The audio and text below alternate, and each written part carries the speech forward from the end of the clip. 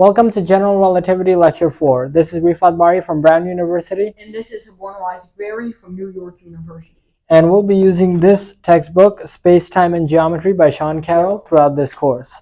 So let's take a look at today's idea, which is Lorentz transformations. In regular Newtonian mechanics, like we reviewed, when we're changing reference frames, we either rotate ourselves, just like so, or we change the position of our origin, just like this. Those are our only two methods for changing our reference frame. And we can change our coordinates. So we have x0, y0, z0, x1, y1, z1. But the time recorded by both people in two different reference frames stays the same. However, that is not always the case.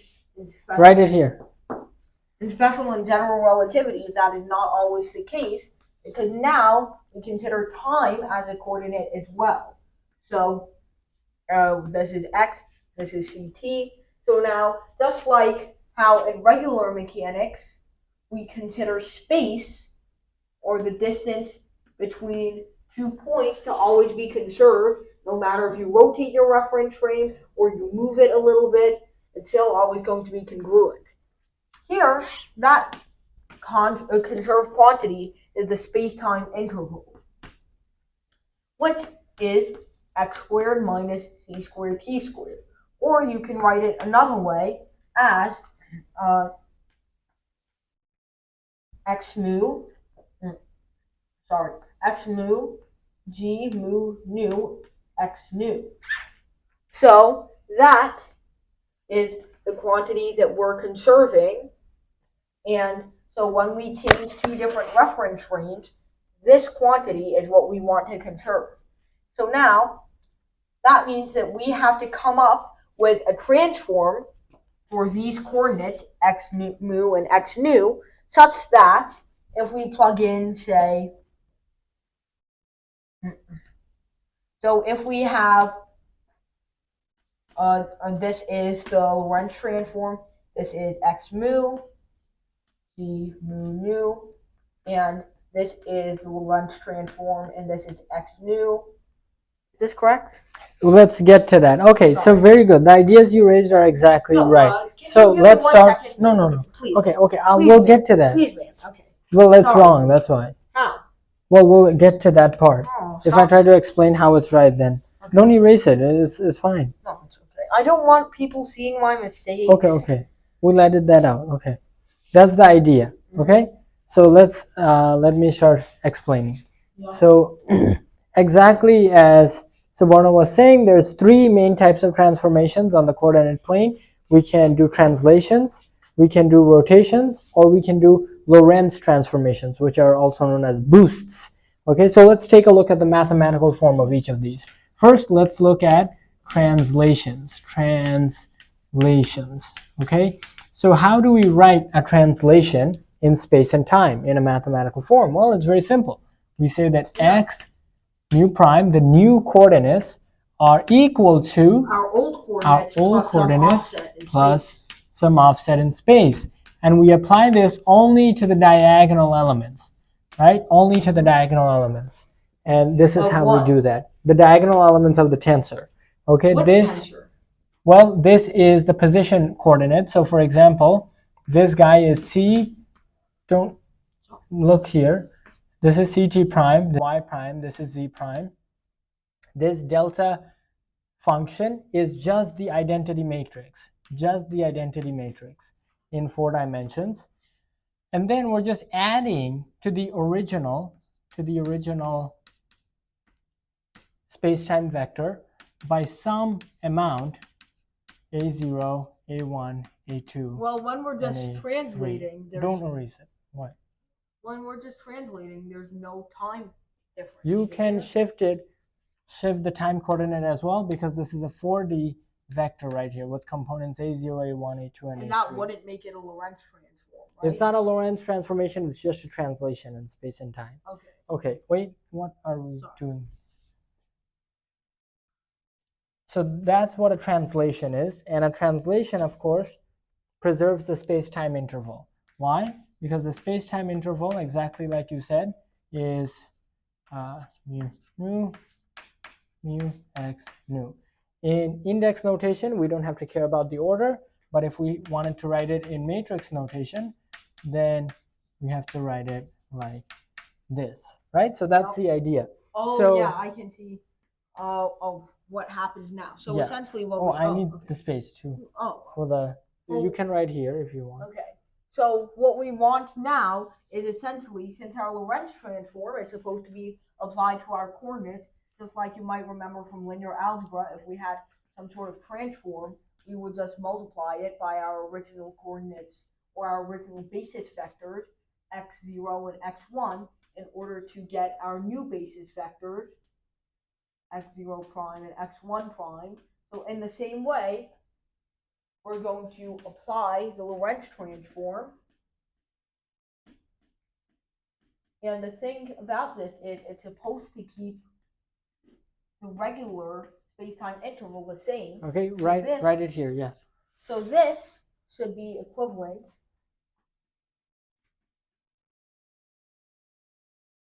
to our original formulation. Try to keep it to this board so that on that board I can write the other which information. is equivalent to just this.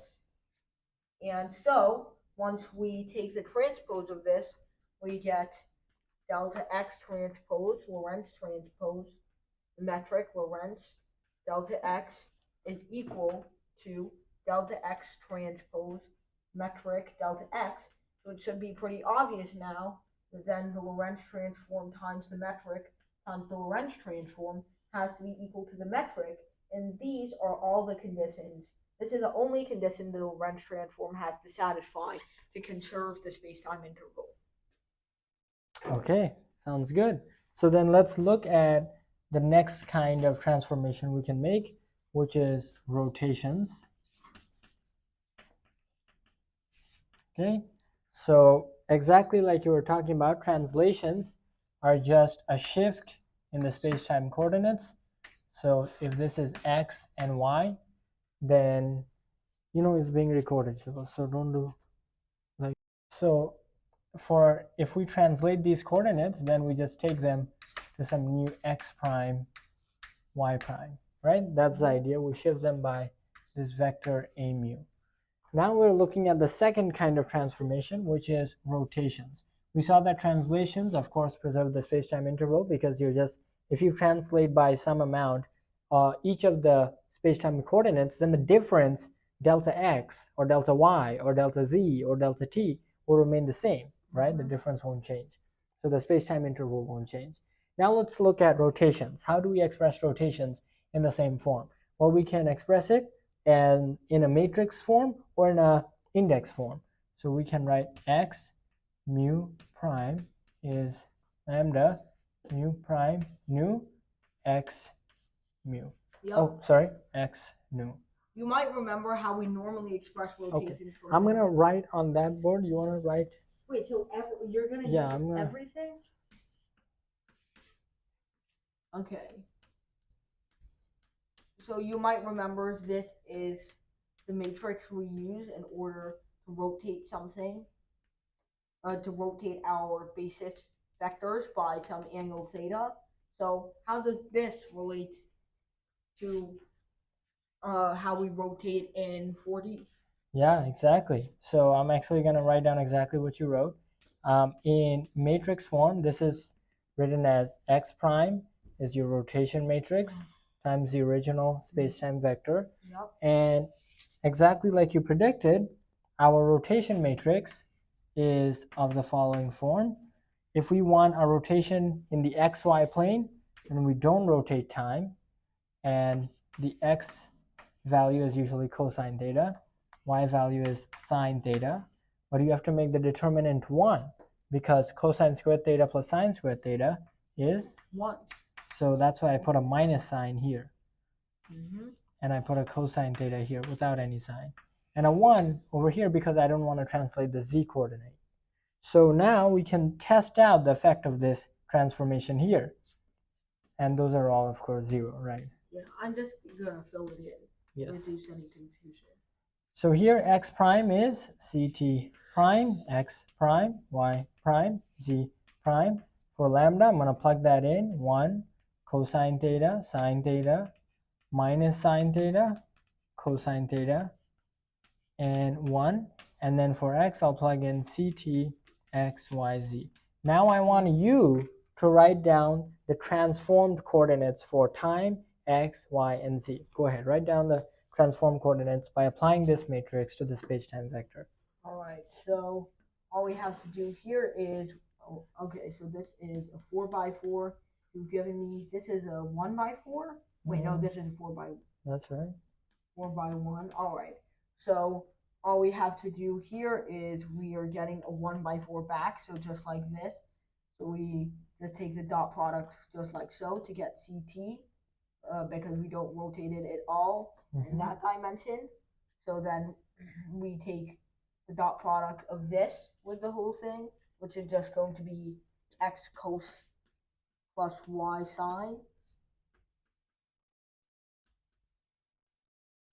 Then the same way we take, I'm going to add commas, minus x sine, y cosine, and then z is just the same exact thing again. So this is just a rotation in the xy plane, nothing about z. Exactly, very good. So if I were to draw it, what it would look like is I would have my x-axis, my y-axis, and my time axis. Here, I'm not drawing z. And I'm just rotating the x and y axes, right? So see, I just rotated it like this. And you showed me that the time axis doesn't rotate, right? It just stays like this. And then the final type of transformation we have is the most special one. And that's Lorentz boosts. So I'm going to write that boosts.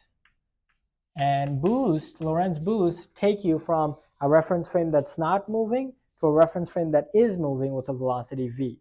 So do you want to see how we do that? All right. So it's almost the same thing as this. In fact, it is the same thing because all we have to do is change our matrix. Wait a darn second. So now, in this matrix, we just had our regular 2D rotation matrix, right? Here, our matrix will be just a little bit different. Our matrix will be, in 2D, I just had cosine, sine, cosine, sine, sine, cosine, right? But in 4D Minkowski spacetime, if I want to rotate the vectors, I'm not going to use the original trigonometric functions. I'll use hyperbolic trigonometric functions. Exactly. Just the same way that. Here, write them here. Oh my God. Twist. I want to apply a hyperbolic rotation to the time coordinate and the x coordinate of my space-time diagram. How do you think I can do that? What would I apply my hyperbolic trigonometric functions to? Just x and y, right? Just x and t. If I want to just rotate the t and x, right, the time in. So now let's see how to do that. So instead of cosine, I'm going to write hyperbolic cosine, and I'll use this new variable phi for this new hyperbolic rotation. Okay? And now here's the thing. Hyperbolas are different from circles. Okay? If I have a hyperbola, can I just draw it here? If I have a circle, this is, what shape is this? This is x squared plus y squared equals 1. Go ahead, write it down. Yep. X squared. But the other way. And what's the associated trigonometric identity? And we have cosine squared theta plus sine squared theta is equal to 1, obviously, which is the exact same statement as this. So then when we have this hyperbola, which is like the default hyperbola, this is just squared equals 1. So wouldn't it only be half of it?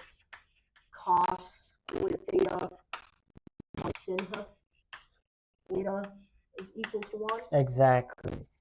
Good job. High five. This is not. Yeah, that's right.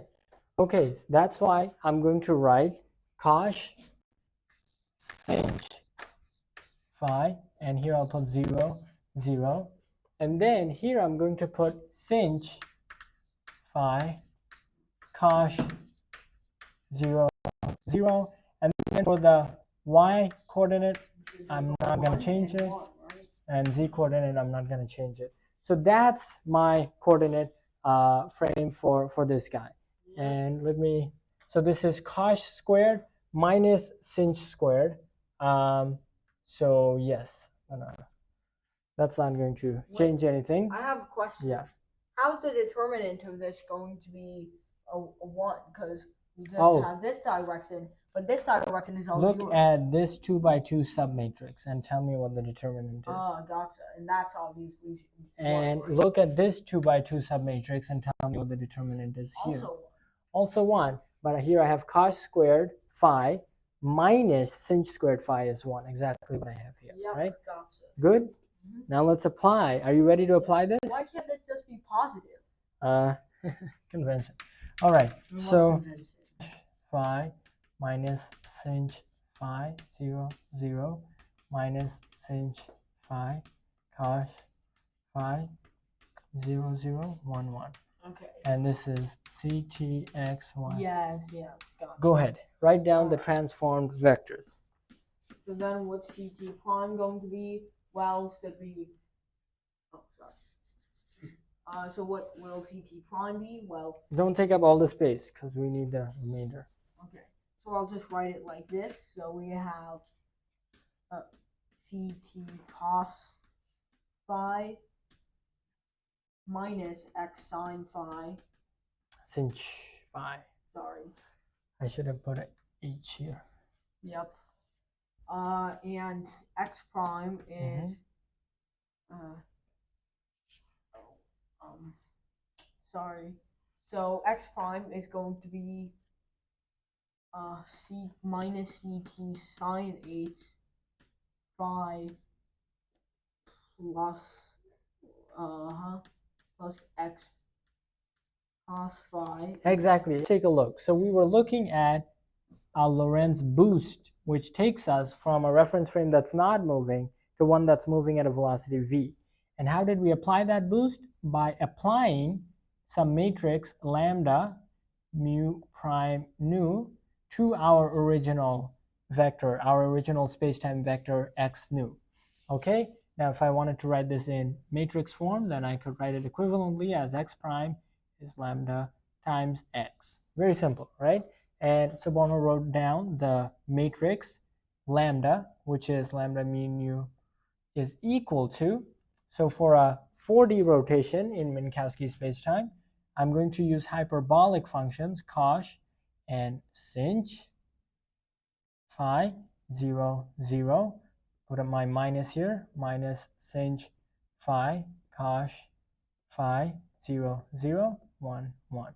Right? In fact, I'm not going to write the zeros because they are apparent. So you can check that this satisfies the hyperbolic trigonometric identity that cosh phi squared minus sinh phi squared is equal to 1. Analogous to the Pythagorean identity where there is a plus and there's no hyperbolic trigonometric functions. So now let's apply this function, this matrix, to our spacetime vector. So ct prime, x prime, y prime, z prime is equal to this matrix cosh phi minus sinh phi minus sinh phi cosh phi. And the rest of the matrix is negligible. And we have c, t, x, y, z. Right? That's it. Now we just have to apply the matrix. So ct prime is equal to ct times cosh phi and minus x times sinh phi, right? And then likewise, x prime is equal to ct times minus sinh phi times minus sinh phi, and then plus x times cosh phi. And now here's what I want you to take a look at. Here's the punchline. This guy just made the reference frame move at a velocity v, at a constant velocity v. How do we see that? Let's take a look at a given point x prime. Let's take a look at a given point x prime. let's make our life easy and choose the simplest possible point. X prime is 0, the origin of the new coordinate frame. If x prime is 0, what do I have here? Well, I have 0 is equal to this. Now take a look. Can I bring this to the other side? Well then, I'll have ct sinh phi is equal to x cos phi. Now, if I work in normalized units where the speed of light is 1, then my equation becomes even simpler.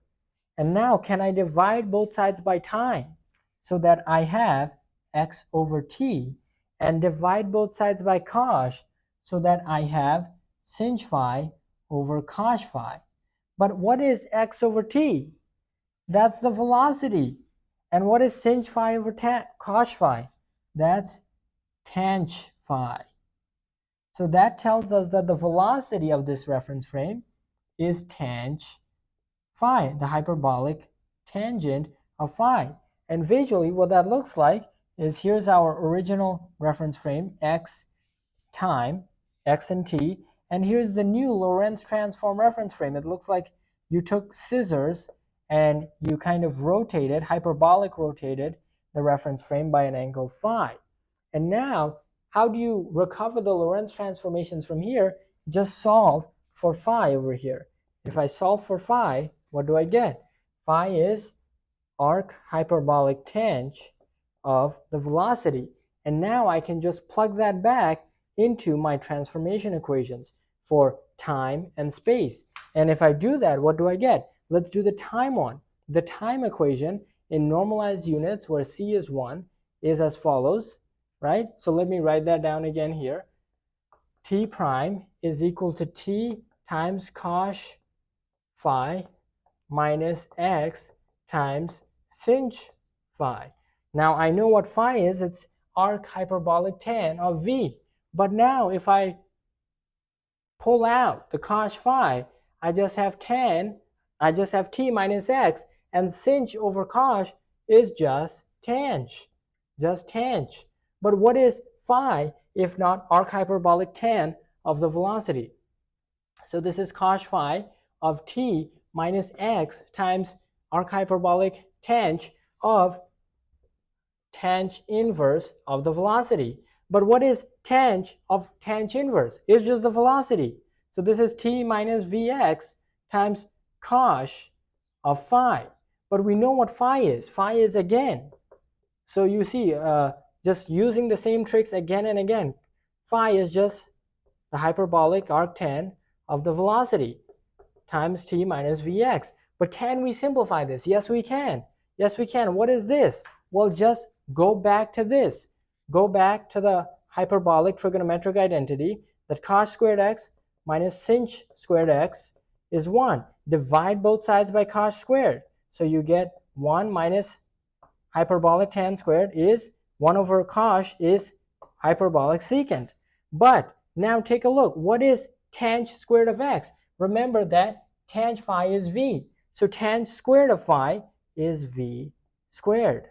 V squared is, what is hyperbolic secant squared? Is just 1 over hyperbolic cosine squared. So that means the square root of 1 minus v squared is equal to 1 over hyperbolic cosine of x. So that means the hyperbolic cosine of x, or phi, is equal to 1 over the square root of 1 minus v squared. Okay? And this is what we call the gamma factor in relativity. Now I can just plug that in here because this is cos of phi. So this is gamma times t minus vx, telling me that the new prime coordinate for time is the original coordinate for time minus vx because of relativity of simultaneity times the gamma factor because of time dilation. That means our final equations for the Lorentz transformation is the new time t prime is the gamma factor times the relativity of simultaneity coming in here, time dilation coming in here. And similarly for x prime, we have the Lorentz contraction playing a role here, and then x minus vt. Okay, and these are our equations for Lorentz transformation that we have just derived